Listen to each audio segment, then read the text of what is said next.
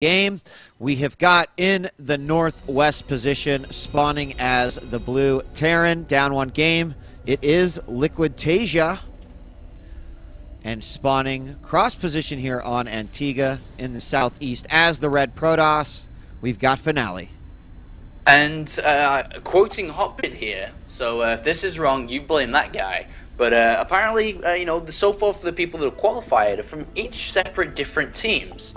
TeamLiquid has Ret, but imagine if they had another player qualifying here over everybody else. I think that would be great, especially for the, you know, the TeamLiquid StarLeague. I think that would be great. TaeJa versus Hero Finals could potentially happen, but one guy standing in his way, and that is Finale, who was super greedy, never got sniffed out, and cruised to victory here. But on a map like Antigua Shipyard, that is not the story. That will immediately get scouted here, and it's so much more difficult to defend, because even if it did get spotted, there's like double ramps in Toon Valley, so it's a lot easier to force field and so on. But Antigua Shipyard, man, this is really difficult to deal with.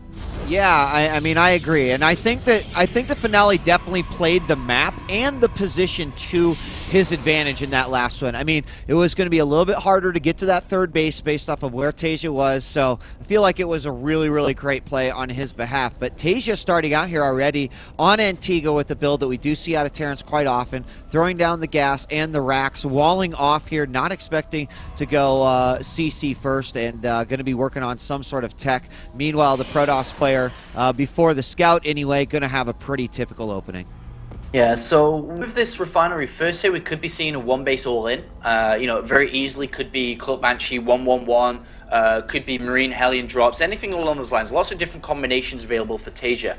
But as Finale goes up and sees the supply depot wall off, he is going to have to prepare for something like this. So he may still go, of course, for one gateway expansion, but he'll need to get a faster robotics facility maybe, unless he's going to take the risk of, well, let's hope it's not going to be Cloak Banshees, and let's hope it's going to be something without, something else, so I can deal with it with just gateways. But this is going to be a test here for Finale. But in the left-hand side, TaeJa has an SCV outside his opponent's main base, and I think it's going to be for a proxy factory here, and he could go proxy Cloak Banshee here, which is like the fastest kind of Cloak Banshee rush. Yeah, I mean, just look at the distance here between these two, between where the location of this factory and, of course, the mineral line of his opponent. So this will have to be a pretty good read on Finale's side if he wants to try to do something, make something happen. We do have the probe coming back in here, but another Marine is going to be out. The wall does go down. He instantly puts the supply depot back up. He'll go ahead and deal with this probe. He's going to get the kill. He won't see any other units. He'll see nothing as he peeks up that ramp. So that as the factory completes, this is going to be pretty interesting. TaeJa might be able to take a quick second game, but will his opponent sniff it out? I think there could have been misinformation given to Finale there, and the reason why I say that is because I think he's playing. He thinks he's playing against two racks, because I don't think he saw those initial two Marines. And if you only see like one or two Marines initially, that leads to believe more of a two racks play rather than a tech play, because of course you may want to get a reactor on that really soon. So seeing few Marines usually means it could be a two racks play, and I think that he's just kind of blind countering two racks now and saying, well, if he comes at me with two racks, I'm going to crush it and then go win the game. But what we're actually seeing is going to be a Hellion drop, and there will be an expansion coming down from TaeJa eventually here. But I mean, still, Finale, whatever comes from TaeJa, he has the best equipment necessary for this. Yep, and it's going to be coming out here pretty soon. Meanwhile, I mean, where are the units? The Stalker is outside. There, the SCV moving forward. Stalker is going to react. It's going to come down a lot to the reaction. Warp Gate should be close to done. I don't know. That medevac is about ready to pop out here. And there, a pylon is going down. If a Warpin comes in outside of his base, it is going to be a sad day for the Protoss. And the SCV sees the pylon, and now the drops in the main base too. How many SCV probes, sorry, is he going to get here? There's only one Stalker, it doesn't do the net. Oh, great block there. But a nice pickup as well by TaeJa, heading for the probes, man, and he's getting the damage done.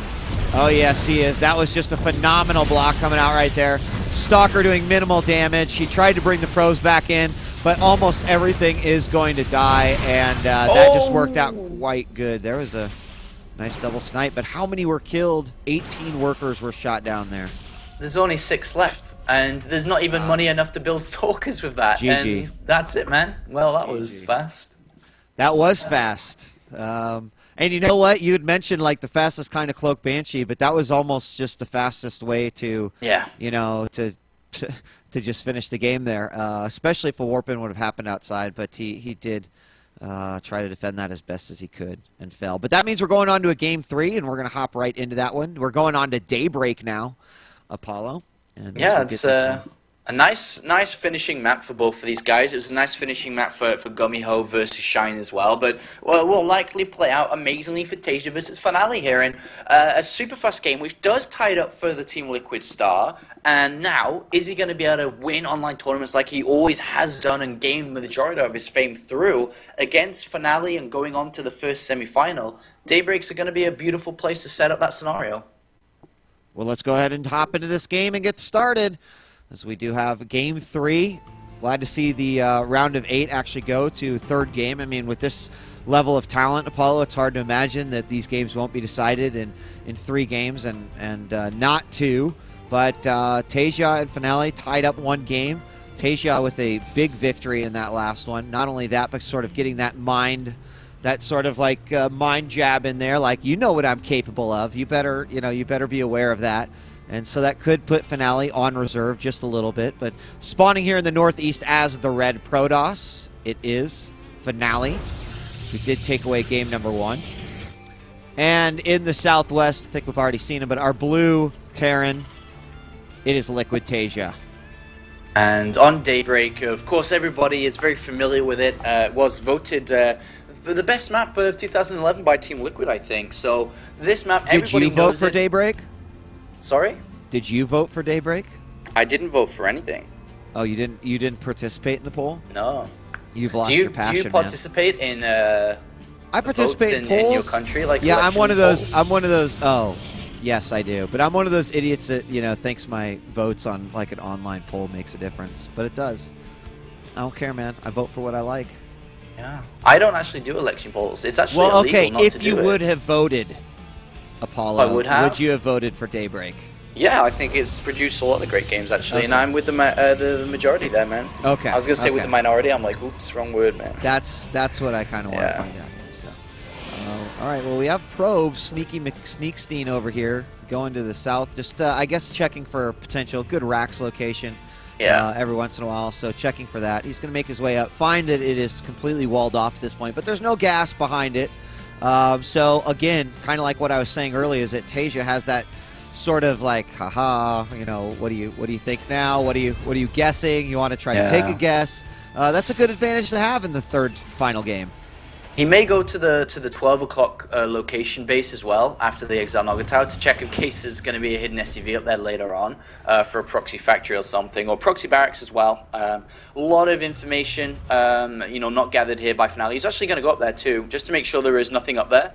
And will most likely go and double back on himself to check the natural command center, see if it is down on the low ground or not. But this is very frustrating as a Protoss player, especially when your opponent does something, normal in game 1, crazy in game 2, and then you don't know anything for game 3. It's kind of hard to read on what's going on, and that probe will get picked off, I think, by this Marine too.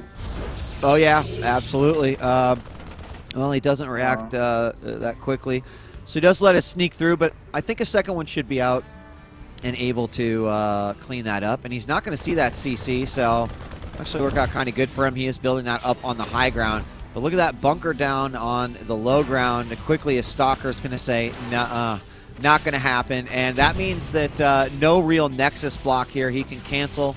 He will delay it, potentially, by a little bit. And that will prompt that second gas to go down.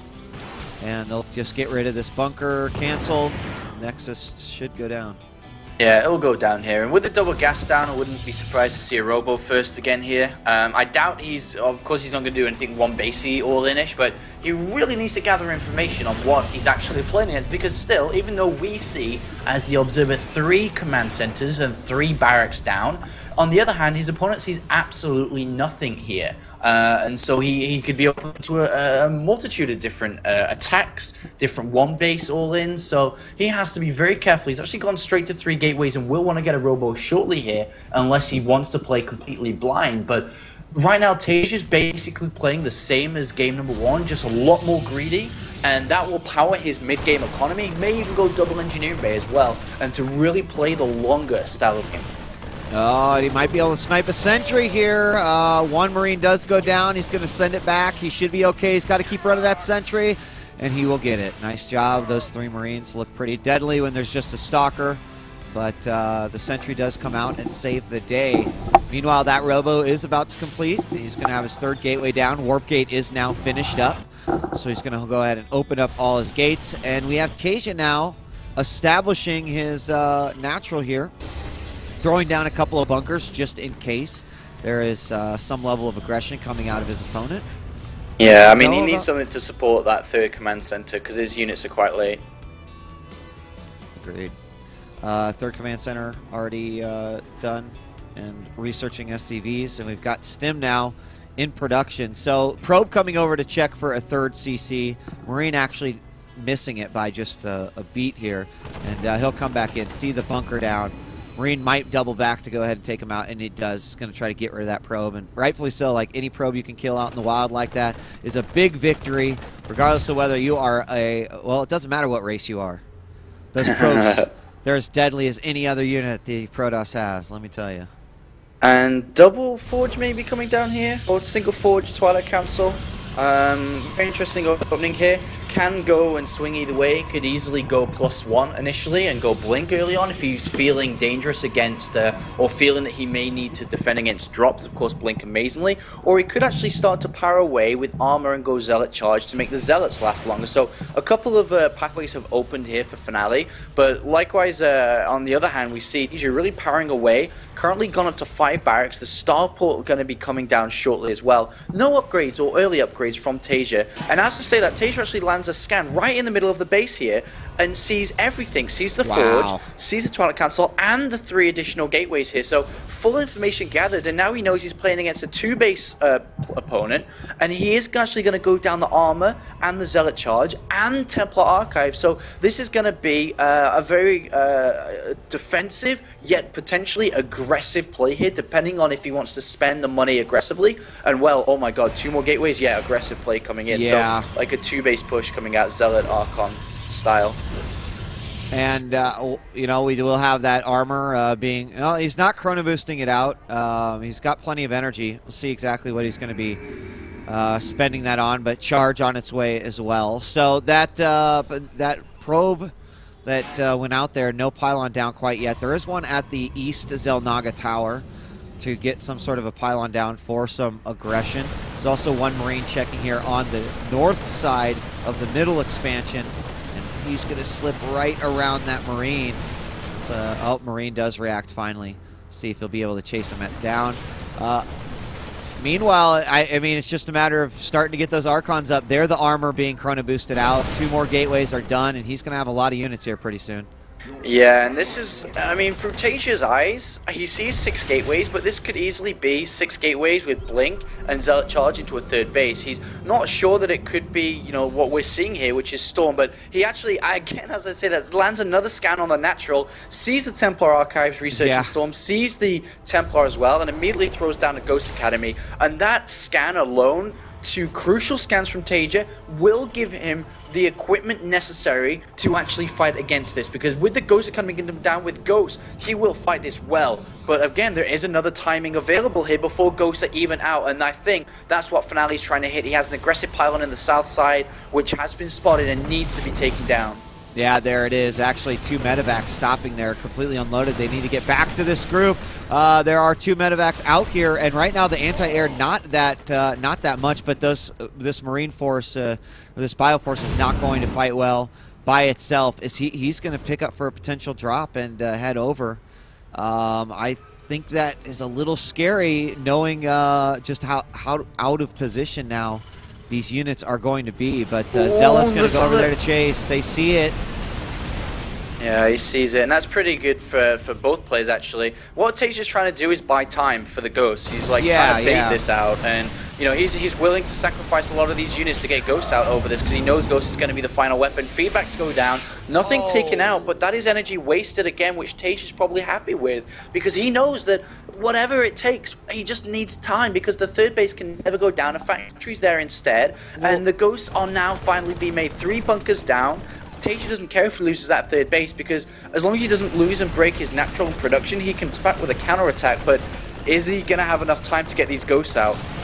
Oh man, the Ghosts are going to pretty much determine everything here. If the damage is done before the Ghosts even get out, I mean, he could force field pretty much all behind the bunker line, take that out with the Zealots, but here we do have this little force moving in. Oh, he decided to go out there and can't really throw off the feedback, and no anti-air, so that group will get out of there. And just outside the natural of TaeJa is this large force. We see the High Templar kind of moving out into a position to drop some storms, but looks like TaeJa is going to actually jump first. I like this idea. 2 force fields go down. He prevents that. He does not want that to happen, and it looks like he wants to go after these medevacs.